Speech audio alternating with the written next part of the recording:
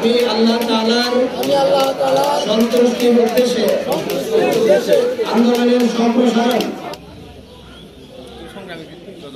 বাংলাদেশের ছাত্র জনতা।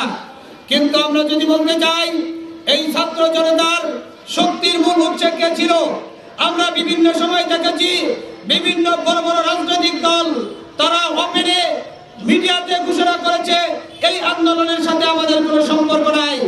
যেই সময় আমাদের ছাত্র জনতা হতাশায় আক্রান্ত হয়েছিল, হতাশা অবস্থান করেছিল, কিন্তু গত ৩ আগস্ট থেকে আমাদের পীর সাহেব চরমুনাই, শায়েখে চরমুনাই, মুফতি ফয়জুল করিমের নেতৃত্বে যখন একটি লক্ষাধিক কাফেলা প্রত্যেকটা কেন্দ্রে মহল্লায় মহল্লা আমাদের কর্মী বাহিনী আছে, যেন সামনের দিনগুলোতে কোন ভোট কোন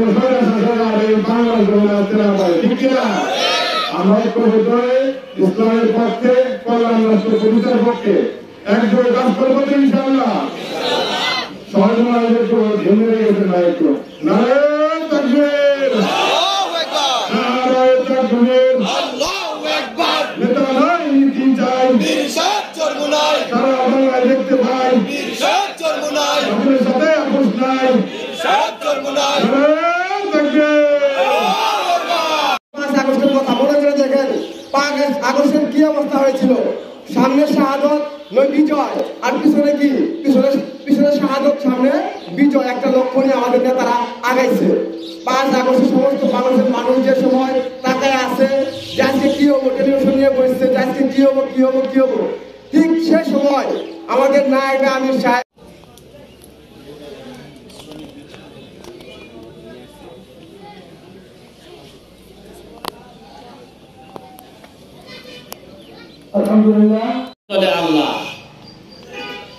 আল্লাহর হুকুম ছাড়া 1 সেকেন্ড এদিক সেদিক করার কোন ক্ষমতা কোন ফেরেশতার নাই।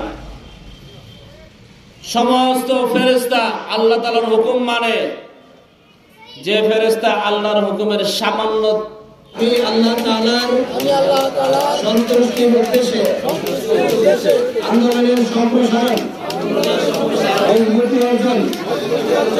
মূল লক্ষ্য হাসিলের সর্বাত্মক প্রচেষ্টা চালানো। আন্দোলনের নীতিমালা ও নিয়ম শৃঙ্খলা যথাযথভাবে পালন করার চেষ্টা করব।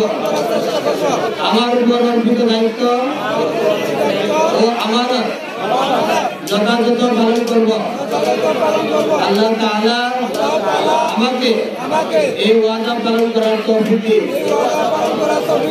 আমিন।